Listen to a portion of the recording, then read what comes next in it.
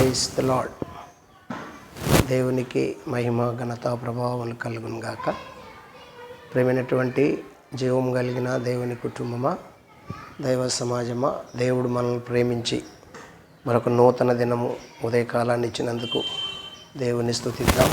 రండి ప్రియా దైవజన్మ, చిన్న ప్రార్థన చేసుకొని ఉదయకాల ధ్యానాన్ని ప్రారంభించుకుందాం. పరిశుద్ధుడు, ప్రేమ కలిగిన తండ్రి, హృదయపూర్వక కృతజ్ఞతాస్తుతులు చెల్లిస్తున్నాను. ఇదిగో మరొక నూతన దినం మాకు ఇచ్చినందుకు స్తోత్రాలు. ఈరోజు కూడా మాతో మాట్లాడి అయ్యా మీ వాక్కు పంపించండి, మా అందరితో ముచ్చటించండి. నీ బిడ్డలు ప్రభువా ఈ దినము ఎలా నడవాలో ఆలోచన ఇచ్చి నడిపించి మేము కొంతమంది నడుచున్నాను తండ్రి. ఆమేన్. హల్లెలూయా. దేవునికి స్తోత్రం. ప్రభునందు నాకు అత్యంత ప్రియమైనటువంటి జీవం కలిగిన దేవుని కుటుంబమా, దైవ సమాజమా, పరిశుద్ధ బైబిల్ గ్రంథంలో నుండి వాక్యాన్ని చదువుకొని క్లుప్తంగా దైవ ధ్యానం చేద్దాం. దయచేసి 92వ కీర్తనలో ఒక మాటను చదువుకుందాం. 92వ కీర్తన 12వ చరణంలో ఒక మాట, నీతిమంతులు ఖర్జూర వృక్షము వలె మువ్వవేయుదురు, లెబానోను మీద దేవదారు వృక్షము వలె వారు ఎదుగుదురు. చిన్న ప్రార్థన. పరిశుద్ధుడు, ప్రేంగలిన తండ్రి, స్తోత్రాలు. చదవబడిన వాక్యము ఇరిచి మాకు వడ్డించి మాతో మాట్లాడి నీ స్వరం వినిపించండి. నీ దాసుని స్వరం బోరగా తీసుకోండి. నీ సెలవు రక్తంతో నీ దాసుని మరొకసారి కడిగి మహిమ పొందమని యేసునామమున అడుగుచున్నాను తండ్రి. ఆమేన్. హల్లెలూయా.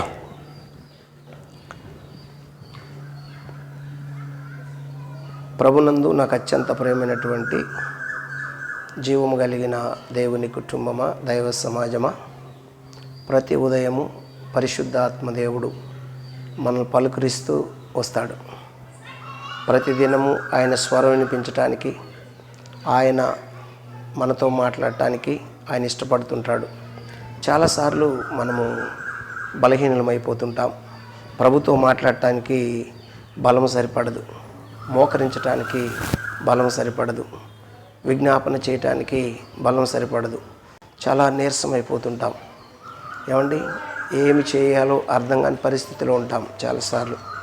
అయితే అన్ని సమయాలలో, అన్ని కాలాలలో పరిశుద్ధాత్మదేవుడు మనలను ప్రేమించి మనలను పట్టించుకొని మన కొరకు ఆయన మనల్ని పిలిచి మన మేలు కోరి, మన బాగు కోరి మనల్ని నడిపించాలి. ఎక్కడైనా మరి బలహీనపడతారేమో, ఓడిపోతారేమో, ఎక్కడైనా ఈ లోకనాథుడికి దాసులవుతారేమో అని ఆయన ప్రతి క్షణము, అనుక్షణము, క్షణక్షణము మనల్ని పలకరిస్తూ పిలుస్తూ వస్తుంటాడు. ఆయన ఎందుకు అంటే ఆయన స్వరక్తమిచ్చి మనల్ని కొన్నాడు. ఆయన స్వరక్తమిచ్చి మనల్ని కొన్నాడు. ఒకప్పుడు మనము ఇజ్రాయేలీలకు సహపౌరులం కాము, ఒకప్పుడు నీతిమంతులం కాము, ఒకప్పుడు చాలా దూరస్తులము, ఒకప్పుడు దేవునికి ఎంతో దూరస్తులము.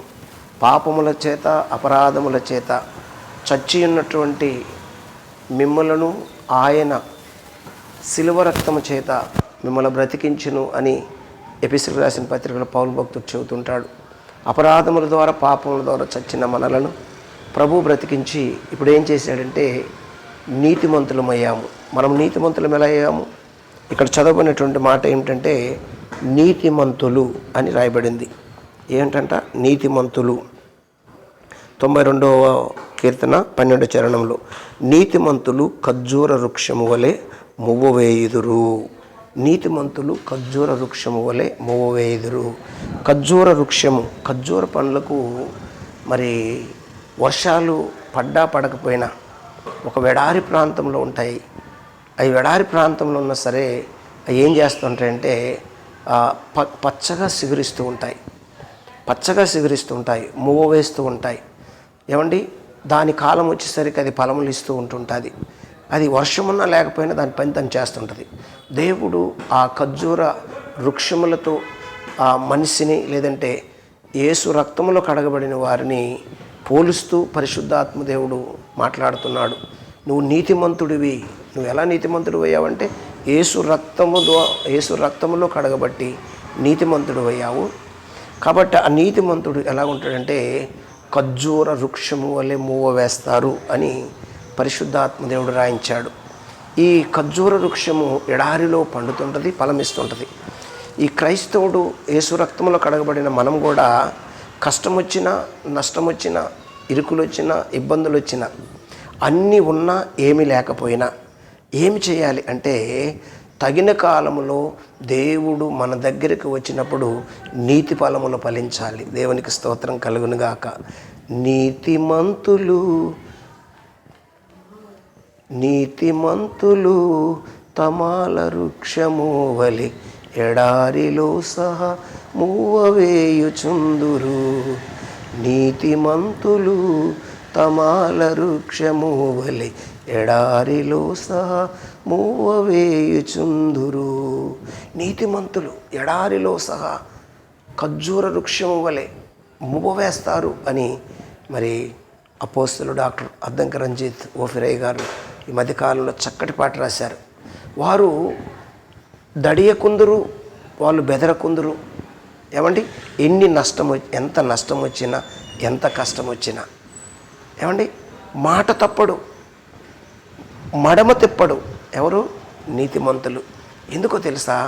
యేసు వారిలో ఉన్నారు కాబట్టి, యేసు నీతి మనలో ఉంది కాబట్టి, యేసే మనలో ఫలభరితమైన జీవితం ఇస్తాడు కాబట్టి మనము చేయవలసింది ఏంటంటే క్రీస్తుకు సాక్షులుగా ఉండాలి.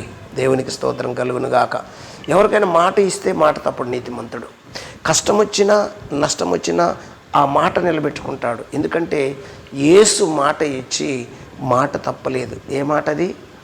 తన ప్రజల కొరకు ప్రాణం పెట్టడానికి నేనున్నాను, నేను వెళ్తాను అని తండ్రి అయిన దేవునికి మాట ఇచ్చి భూలోకానికి వచ్చి మనలను రక్షించుటకు ఆయన ప్రాణత్యాగం చేశాడు. మనం ప్రాణత్యాగం చేయాల్సిన అవసరం లేదు, కానీ సమయాన్ని త్యాగం చేయాలి. ఏమండి, దుర్నీతిని పారదోలాలి, మాట నిలబెట్టుకోవాలి, నీతిని స్థాపించాలి. ఎందుకు నీతిని స్థాపించాలంటే యేసు నీతిమంతుడు కాబట్టి నీతిని స్థాపించాలని పరిశుద్ధాత్మదేవుడు తెలియచేస్తున్నాడు. ఎంత మాట వచ్చినా, ఎంత కష్టం వచ్చినా, ఎంత నష్టం వచ్చినా మాట తప్పడు నీతిమంతుడు. అదే నీతిమంతుడు ఖర్జూర వృక్షము వలె మువ్వ వేయుదురు అని ఇక్కడ కీర్తనకారుడు మోషే భక్తుడు రాసినటువంటి కీర్తన. ప్రియాదైవ జనమ, ఏమని రాయబడింది ఒకసారి చదువుకొని ప్రార్థన చేద్దాం. నీతిమంతులు ఖర్జూర వృక్షము వలె మువ్వ వేయుదురు, లెబానోను మీద దేవదారు వృక్షము వలె వారు ఎదుగుదురు. యెహోవా మందిరములో నాటబడిన వారై వారు తమ దేవుని ఆవరణములలో వర్ధిల్లుదురు. దేవునికి స్తోత్రం కలుగునుగాక. నాకు ఆశ్రయ దుర్గమైనటువంటి యెహోవా యథార్థవంతుడనియు, ఏమండి, ఆయన యందు ఏ చెడుతనము లేదనియు ప్రసిద్ధి చేయుటకు. చూసారా, నేను నమ్మిన దేవుడు యథార్థవంతుడు, నీతివంతుడు, ఆయన యందు ఏ చెడుతనము లేదని ప్రసిద్ధి చేయుటకు, ప్రకటన చేయుటకు నీతిమంతులు దేవుని మందిరములో నాటబడిన వారై వర్ధిల్లుతారు.